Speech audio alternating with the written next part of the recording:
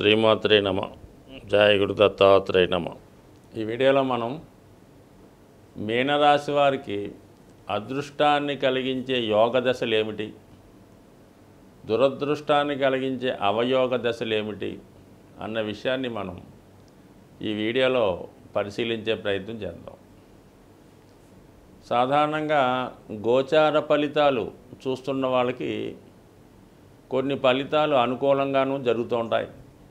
మేము అనుకూలంగా ఉన్నాయని చెప్పినప్పుడు కూడా జాతకుడికి ప్రతికూలంగా జరగడం కానీ అసలు జరగకపోవడం కానీ జరుగుతూ ఉంటాయి. అంటే అది ఎవరు చెప్పినా జరుగుతుంటాయి. బట్ దానికి కారణం ఏంటంటే జాతకుడు దశలు అప్పుడు జరుగుతున్నటువంటి దశలను బట్టి జాతకుడికి గోచార ఫలితాలు ఆధారపడి ఉంటాయి. జాతకుడికి మంచి దశ జరుగుతుంటే గోచారం కూడా అనుకూలించి జాతకుడు 100% అనుకూలించే ఫలితాలు ఉంటాయి. అంటే వాడి ఫలితాలు 100% ఉంటాయి. అంటే దశ బాగుండాలి, గోచారం బాగుండాలి, అప్పుడు మాత్రమే సక్సెస్ అవుతుంటాడు. దశ బాగుండి గోచారం బాగోకపోతే 50-50. రెండు బాగలేదనుకోండి అసలు బాగోదు మాట, ఇంకెప్పుడు బాధపడుతూనే ఉంటాడు. అంటే వాడికి దశ బాగలేదు, గోచారము బాగలేదు.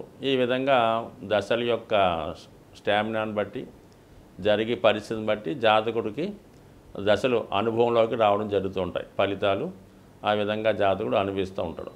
అయితే ఇప్పుడు మీనరాశి వారికి గురు మహాదశ అన్నది చాలా బాగా యోగించే దశ. ఇది రాశ్యాధిపతి దశ. అయితే ఏంటంటే ఈ మీనరాశిలో జన్మించిన వారికి చాలా వరకు ఏంటంటే గురుమహాదశ జీవితం ఎప్పటికో చివరిలో రావడం జరుగుతుంది. ఎందుకంటే కారణం ఇందులో ఉన్నటువంటి నక్షత్రాలు పూర్వభాద్ర, ఉత్తరాభాద్ర, రేవతి. పూర్వభాద్ర 4వ పాదం ఒకటే ఉండడం వల్ల ఇది గురు మహాదశతో ప్రారంభమవుతుంది. అంటే ఇక్కడ కేవలం 4 సంవత్సరాల నుంచి 1 సంవత్సరం నెల లోపు కూడా ఉండొచ్చు. అందుకని బాల్యంలో గురుదశ అయిపోతుంది. అందువల్ల ఏంటంటే పెద్దగా వీళ్ళకి జీవితంలో గురుదశ రాదు. ఈ బాల్యంలో 4 సంవత్సరాలు గురుదశ రావడం వల్ల జాతకుడికి అది మంచి ఫలితం ఇస్తుంది. అది బాల్యం కాబట్టి అది పేరెంట్స్ కూడా వర్తిస్తుంది, జాతకుడి మీద పెద్ద ప్రభావం చూపించదు. అయితే దాని తర్వాత స్టార్ట్ అయినటువంటి శని మహాదశ 19 సంవత్సరాలు ఉంటుంది. అంటే ఇంచుమించుగా మీకు 23, 22, 21 సంవత్సరాలు వచ్చేదాకా కూడా శని దశ జరుగుతూ ఉంటుంది. కాబట్టి ఒకవేళ ఉత్తరాభాద్ర నక్షత్రంలో జన్మించినా కూడా శని దశతో వాళ్ళ లైఫ్ ప్రారంభమవుతుంది. సాధారణంగా జాతకుడికి ప్రారంభ దశ వాడి జీవితాంతం ఏదో విధంగా వాడి మీద ప్రభావం చూపుతూ ఉంటుంది. అది వెరీ ఇంపార్టెంట్. సో ఈ కారణం వల్లనే జాతకులకి 23, 24 సంవత్సరాలు వచ్చేదాకా కూడా జీవితం పెద్ద సక్సెస్ఫుల్గా రాకపోవడం, ప్రతీది కూడా శ్రమాంతర విజయం, ఎంతో గొప్పగా కష్టపడితే కొద్దిపాటి ఫలితం రావడం జరుగుతూ ఉంటుంది. ఏదో కారణం వల్ల కుటుంబానికి దూరంగా పెరగవలసి రావడం, హాస్టల్లో ఉండి చదువుకోవడం, ఇదే టైంలో కొద్ది పేరెంట్స్ కూడా ఇబ్బంది రావడం వల్ల కొద్దిపాటి ఇబ్బందులు ఈ జాతకుడు బాల్య జీవితంలో ఇంచుమించుగా మనకి 22, 23 సంవత్సరాల దాకా ఇబ్బంది పడడం జరుగుతుంటుంది. కొంతమందికి బాగుంటుంది, బట్ ఏదైనా ఎక్కువ శాతం ఇది ఇబ్బంది పెడుతుంటుంది. బాగున్నా కూడా ఏదో ఒక అనారోగ్య సమస్య, ఉద్యోగపరంగా సరైన నిర్ణయాలు, ఎడ్యుకేషన్ కరెక్ట్గా లేకపోవడం జరుగుతుంటుంది. దాని తర్వాత వచ్చే బుధ మహాదశ అంటే ఇంచుమించుగా 19 అనుకుందాం, లేదా 20 అనుకుంటే 17 సంవత్సరాలు, 37, 36 దాకా ఈ బుధ మహాదశ నడుస్తుంది. అయితే పోనీ రేవతి నక్షత్రంలో జన్మించిన వాడికి బుధతోనే ప్రారంభమవుతుంది. సో బుధుడు కూడా ఈ రాశికి అంత శుభుడు కాదు, కొద్దిగా వీక్ అయినటువంటి ప్లానెట్ అన్నమాట. గురువు దశలో, గురువు యొక్క రాశిలో పుట్టిన వాడికి బుధుడు బాధకుడు అవుతుండడం, చతుర్థ సప్తమాధిపతి 2 పాప ఫలితాలు ఇవ్వడం వల్ల ఈ సమయంలో జరిగే ఎడ్యుకేషన్ కూడా సక్సెస్ కాకపోవడం. అంటే చదివిన చదువు సక్సెస్ఫుల్గా చదువుతాడు కానీ దానివల్ల ఉపయోగం ఉండదు. ఆ చదువుకు సంబంధించిన ఉద్యోగం చేయకుండా వేరే ఉద్యోగం ఏదో చేస్తుంటాడు.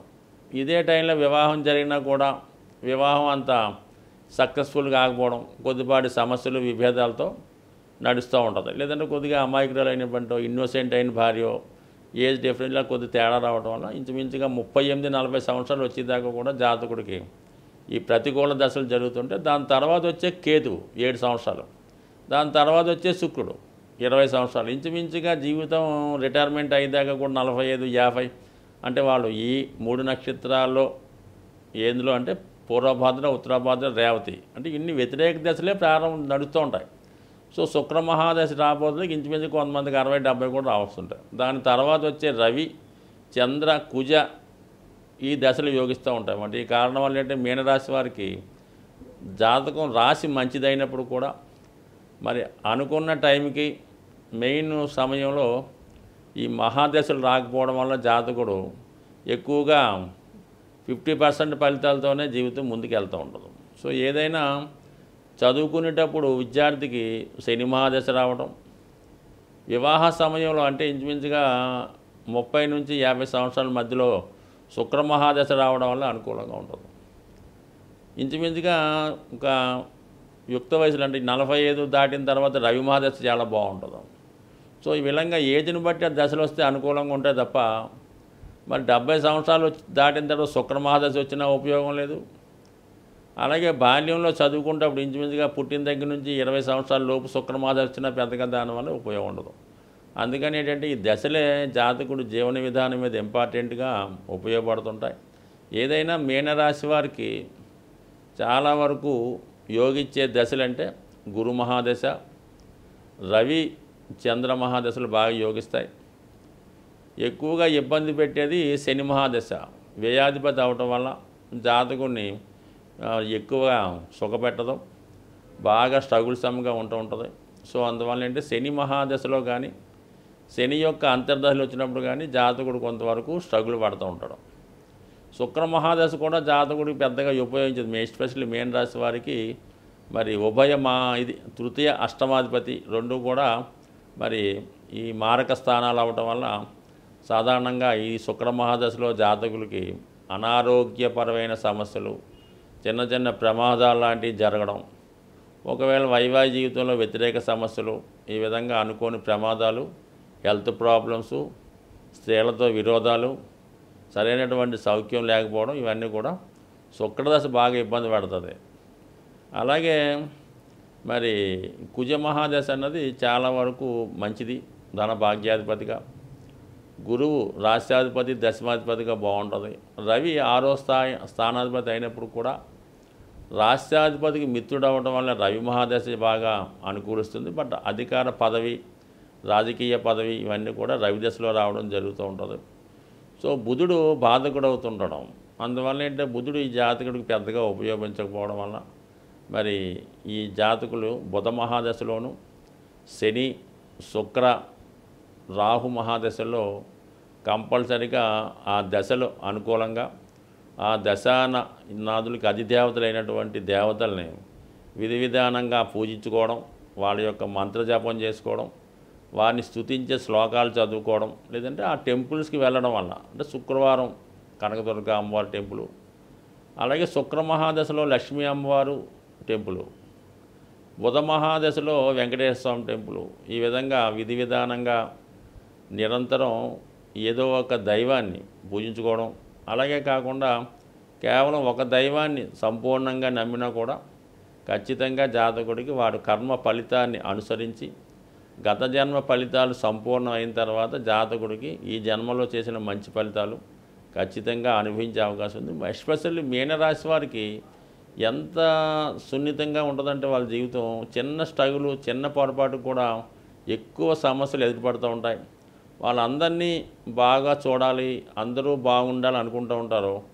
ఈ ప్రయత్నంలో కొందరికి బంధువులకి కొందరికి సంతృప్తికరంగాను, మరికొందరికి అసంతృప్తిగా ఉండడం వల్ల ఈ విధమైనటువంటి ఇబ్బందులు మరి జాతకుడు సున్నిత మనసు కూడా ఇబ్బంది పడుతుంటాడు. దానివల్ల జాతకులు ఎప్పుడు కూడా ఏదైనా భగవంతుని నిర్ణయానికి విడిచిపెట్టి తన కర్తవ్యాన్ని తను నిర్వహిస్తూ ఉంటే ఈ మీనరాశి వారికి హ్యాపీ అయిన జీవితం లభించే అవకాశం ఉంటుంది. ప్రతి సమస్యకి ఒక పరిహారం ఉంటుంది. ప్రతి గ్రహానికి కూడా ఒక విధమైనటువంటి పరిష్కారం ఉంటుంది. గురుగ్రహం మనకి అనుకూల భావాల్లో ఉన్న, వ్యతిరేక భావాల్లో ఉన్న ఆ ఫలితం మనకు కావాలంటే ఖచ్చితంగా మరి గురుగ్రహానికి దైవ ఆరాధనతో ఖచ్చితంగా గురువుని ప్రసన్నం చేసుకోవచ్చు.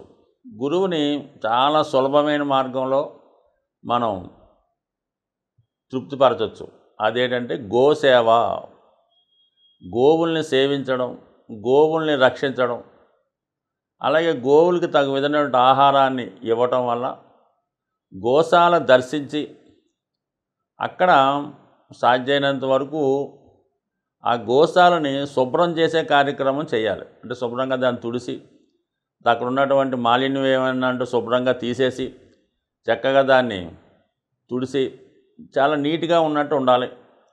సో అలాగే దాని తర్వాత ఏంటంటే గోవులకి మీరు ఏదైనా ఆహారాన్ని కూడా అంటే అక్కడ ఉన్నటువంటి వాతావరణం అదంతా శుభ్రం చేయడం వల్ల ఖచ్చితంగా మీకు ఎటువంటి దోషం అన్నా పరిహారం అవుతుంది. అక్కడికి ఏలినాటి శనిలో, జన్మశనిలో, అష్టమ శని లాంటిది ఉన్నా కూడా మీకు అటువంటి అవకాశం వస్తే గోశాలని పరిశుభ్రం చేసే కార్యక్రమం చేయండి. శుభ్రంగా దాన్ని తుడిచి దాన్ని శుభ్రం చేయండి, ఖచ్చితంగా మీకు బాగుంటుంది. అలాగే మీకు అవకాశం ఉంటే గోవులకి మంచి గాలి తగిలేలాగా ఒక 4 ఫ్యాన్లు, ఒక 3 ఫ్యాన్లు అక్కడ గోవులకి తగిలేలాగా ఏర్పాటు చేయడం. అయితే గోవులకి మరి శనగలు ఆహారంగా ఇవ్వడం వల్ల, అంటే ఆ గోవుకి ఏంటంటే గోవు దేవతా స్వరూపం కాబట్టి మరి భక్తుడు మనకి ఎందుకు సేవ చేస్తున్నాడు అని వాడికి ఏం తెలుస్తుంది? ఈ రూపంలో మాట మరి శనగలు ఇవ్వటం వల్ల ఓహో వీడు విద్య కోసం, గురుగ్రహ అనుగ్రహం కోసం వచ్చాడు. కందులు పెడతారు మంగళవారం రోజు నానబెట్టి, ఓహో వీడు పెళ్లి కోసం, కుజగ్రహం అనుగ్రహం కోసం వచ్చి గోవుకి తెలిసి అది మనకి ఇచ్చే ప్రయత్నం చేస్తుంటుంది. అంటే గోవు డైరెక్ట్గా ఇచ్చేస్తుంది. మీకు ఏ దేవతని మీరు అక్కర్లేదు, గోవు మీకు డైరెక్ట్గా ఇచ్చే అన్ని సకల సౌకర్యాలు గోవు ద్వారా పొందే అవకాశం ఉంటుంది. మీకు పురాణాల్లో కూడా తెలుసు. అందువలన ఏంటంటే గోవుని కోరితే ఖచ్చితంగా ఇస్తుందన్నమాట. సో అలాగే మరి కుజుడు కూడా కలిసి ఉన్నాడు కాబట్టి మంగళవారం రోజు లేదా మంగళవారం రోజే మీరు గోశాలకు వెళ్ళి గోవుకి నానబెట్టినటువంటి కందులు లేదా దాంతో బెల్లం ముక్క కలిపి, లేదంటే చెరుకు, అంటే చెరుకు పిప్పి కానీ చెరుకు దవ్వ ఏది ఉంటుందో అది ఇవ్వచ్చు. ఇంకా అద్భుతమైన రెమెడీ, మీరు చాలా ఇబ్బందుల్లో ఉన్నారు, అప్పులు కురిగిపోయారు, ఇంకా మీరేం చేయలేరు అనుకున్నాం, అప్పుడు ఆ గోశాలకు వెళ్ళి మీరు ఎంత బరువు ఉన్నారో అక్కడ చూపించుకోండి. మీరు ఒక 60 కేజీలు ఉన్నారనుకోండి, 60 కేజీలకి బెల్లం ఎంత ఖరీదు అవుతుంది? కేజీ 100 రూపాయలు, 6000 అక్కడ డొనేట్ చేయండి. వాళ్ళు దేనికి ఉపయోగిస్తారో మనకు అనవసరం, మీరు అక్కడ డొనేట్ చేయండి. మీకు ఓపిక ఉంటే 60 కేజీల బెల్లం కొని తూకం వేసుకొని అక్కడ ఇవ్వండి. ఖచ్చితంగా మీకు మరణ సమస్యన, ఇంకా ఉరిశిక్ష పడిపోయినా దాని నుంచి తగ్గిపోయే అవకాశం ఉంది. ముఖ్యంగా మరి ఈ కుజ గురులు అనుగ్రహించాలంటే గోవుతో పాటు ఆంజనేయ స్వామిని ఆరాధించడం వల్ల, అలాగే హనుమాన్ చాలీసా పారాయణ వల్ల ఖచ్చితంగా మీకు ఈ 2 గ్రహాలు కూడా మీకు అనుకూలమైన ఫలితాలు ఇవ్వడంలో ఖచ్చితంగా సహాయపడతాయి. ఫలితాలు కూడా చాలా శీఘ్రంగా ఇచ్చే అవకాశం ఉంటుంది. స్వస్తి.